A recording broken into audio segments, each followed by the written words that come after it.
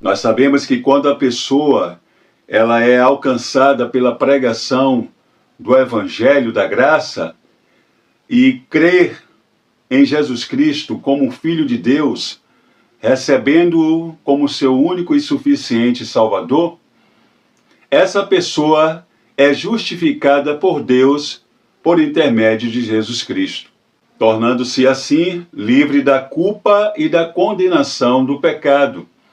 Ou seja, o condenado é absolvido e agora é salvo. É o que está lá em Romanos capítulo 5, versículo 1, que diz: sendo, pois, justificados pela fé, temos paz com Deus por nosso Senhor Jesus Cristo. Só para nós entendermos, a justificação é um ato de livre graça de Deus, pelo qual Ele perdoa todos os nossos pecados. E, aos olhos dele, somos considerados justos, não porque somos justos por natureza, porque por natureza nós somos pecadores, mas somos considerados aos olhos de Deus justos apenas porque nos é creditada a justiça de Jesus Cristo. E uma vez justificados, somos agora regenerados por Deus, ou seja, passamos pelo novo nascimento, que é o processo de transformação sobrenatural no interior do homem, realizado pelo poder do Espírito Santo. O salvo agora passa a fazer parte da família de Deus, pois ele é adotado como filho, passando a viver em comunhão com o Pai Celestial por intermédio do seu Filho unigênito, Jesus Cristo. O texto base da nossa lição está lá no capítulo 3 do Evangelho de João, verso 1 ao 16. Leamos os versos 1 e 2. E havia entre os fariseus um homem chamado Nicodemos, príncipe dos judeus. Este foi ter de noite com Jesus e disse-lhe: Rabi, bem sabemos que és mestre vindo de Deus, porque ninguém pode fazer esses sinais que tu fazes se Deus não for com ele. Primeira coisa que nós iremos analisar aqui é quem era Nicodemos.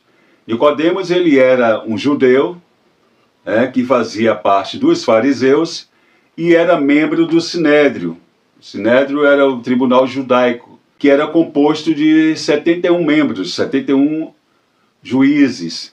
Ali fazia parte os saduceus, os fariseus, os principais sacerdotes e escribas. E Nicodemos, como nós já falamos, fazia parte dos fariseus, que era um grupo político religioso e fazia resistência religiosa ao pensamento helenista. Era contra a ocupação romana e também ao culto pagão em Jerusalém.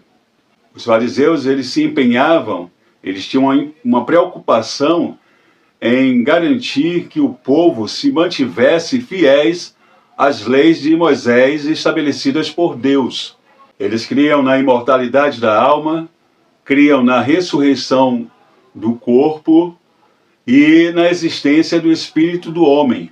O nome fariseu, mesmo ainda estando em discussão a sua origem, significa separado ou separatista. E muito provavelmente esse grupo recebeu essa alcunha justamente porque eles buscavam viver separados do meio do povo.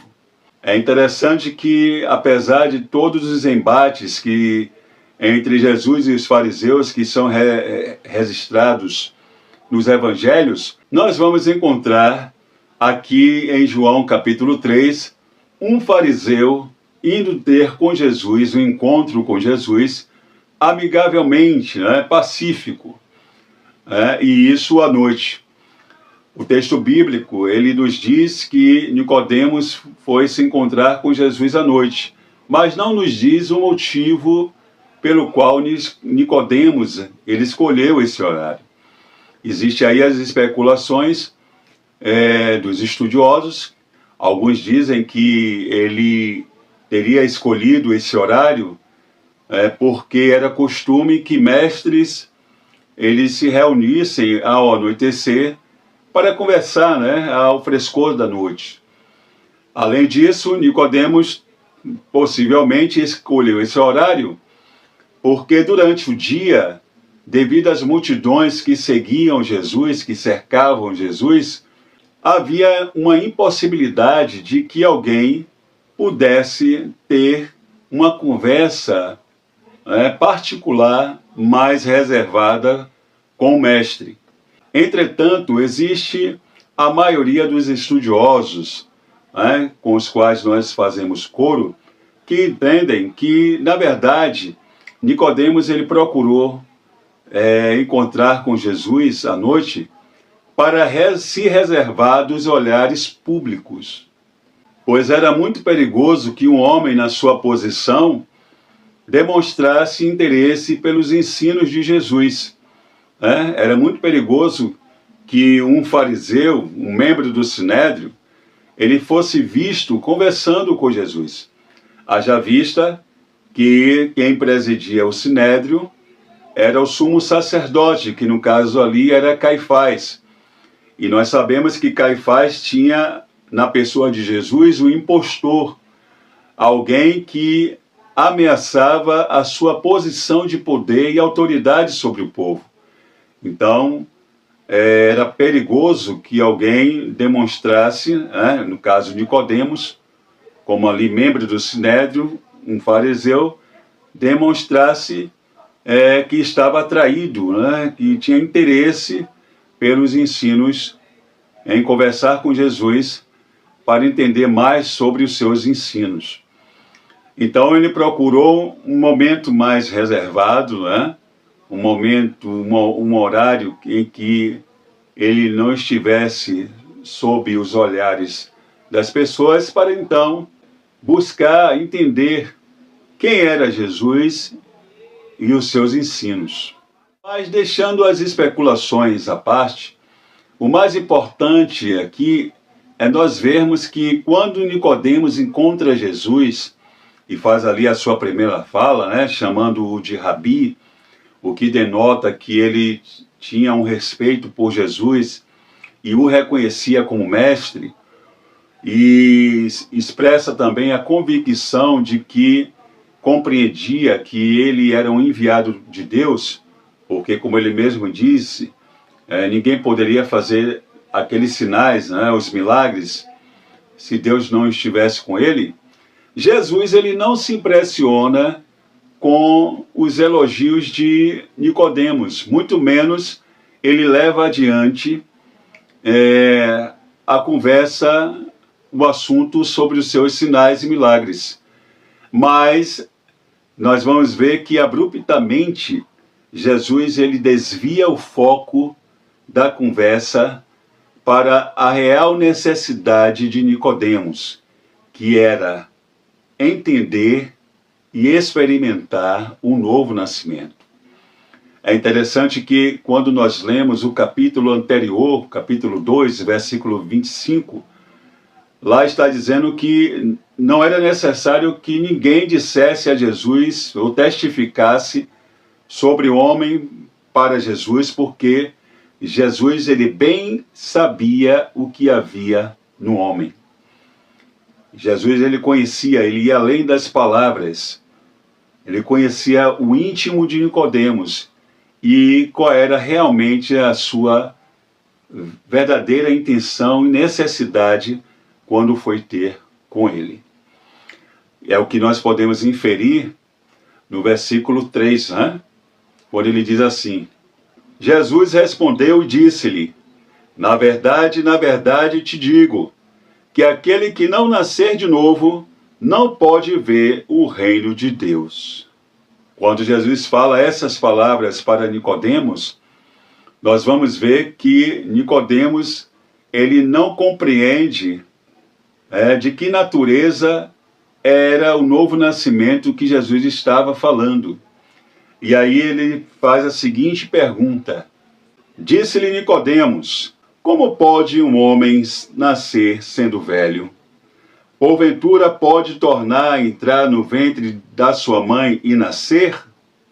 Veja que sua mente natural, finita, só consegue conceber o fato de que Jesus poderia estar afirmando que um homem maduro, um homem velho, né, de uma determinada idade como ele, pudesse entrar novamente no ventre da mãe e nascer.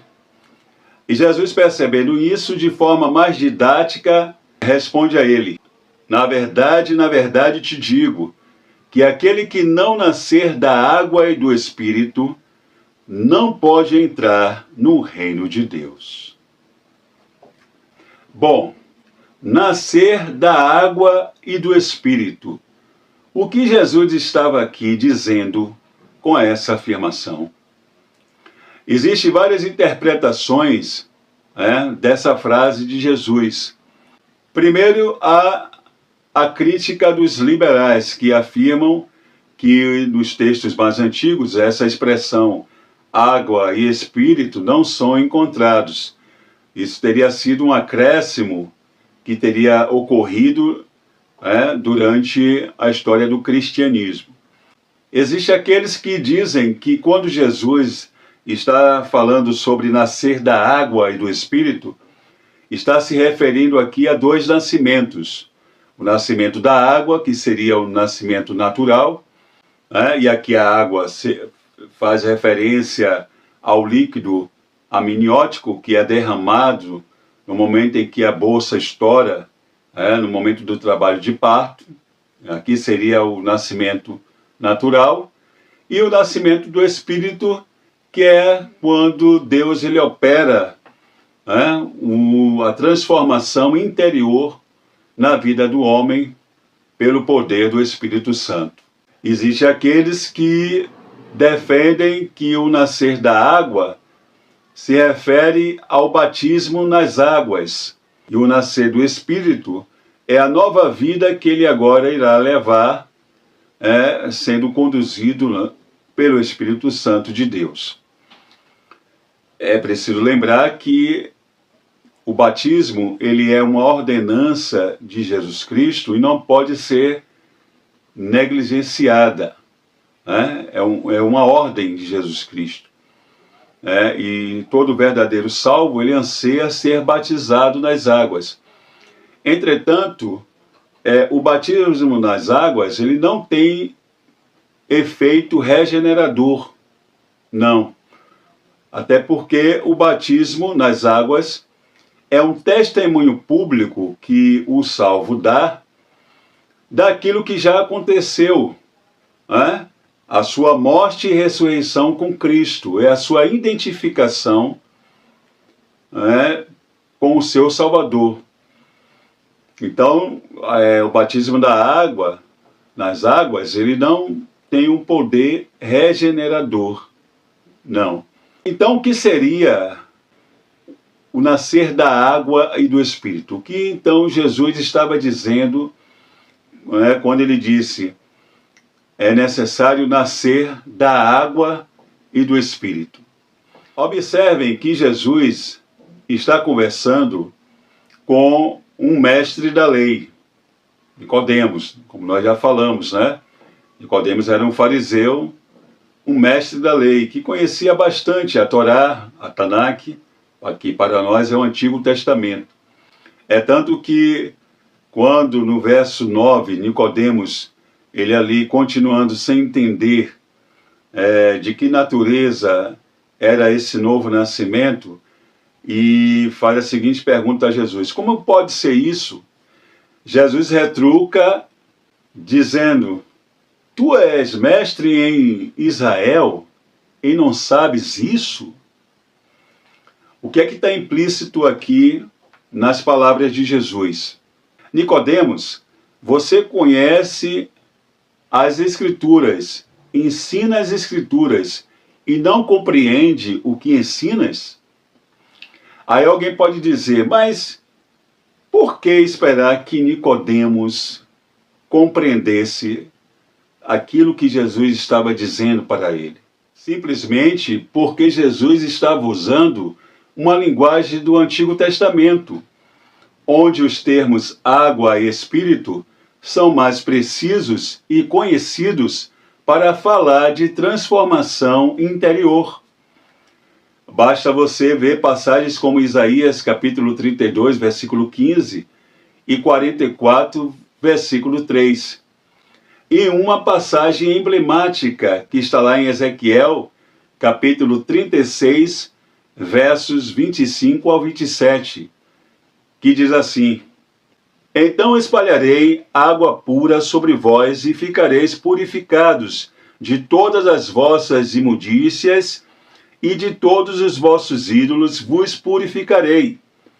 E vos darei um coração novo, e porei dentro de vós um espírito novo.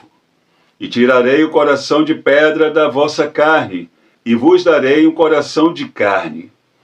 E porei dentro de vós o meu espírito, e farei que andeis nos meus estatutos, e guardeis os meus juízos, e os observeis. Veja que a ação é inteiramente exclusiva de Deus. A regeneração, o novo nascimento, é de ordem sobrenatural. Ele provém do alto. É interessante que Jesus, quando ele fala sobre novo nascimento, ele utiliza o termo grego anoten, que significa nascer do alto, nascer de cima. Portanto, nascer da água e do Espírito refere-se a um único nascimento. Nós temos aqui na expressão uma endíade, que é uma figura de linguagem que usa duas palavras diferentes para designar uma única coisa. Uma outra observação que nós vemos aqui é que a expressão nascer da água e do Espírito está em paralelo com nascer de novo. Está em situação de equivalência, o que indica que aqui está evocando um único nascimento. E é sobre esse nascimento, que provém do alto, que só Deus ele pode operar na vida do homem, que Jesus está falando a Nicodemos. Sem a purificação da alma, operada pelo Espírito Santo de Deus por intermédio da palavra, ninguém pode entrar no reino de Deus.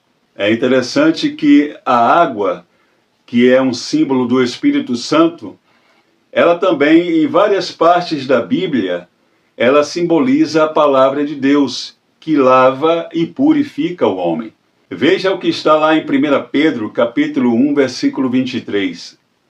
Sendo de novo gerados, não de semente corruptível, mas da incorruptível, pela palavra de Deus, viva e que permanece para sempre.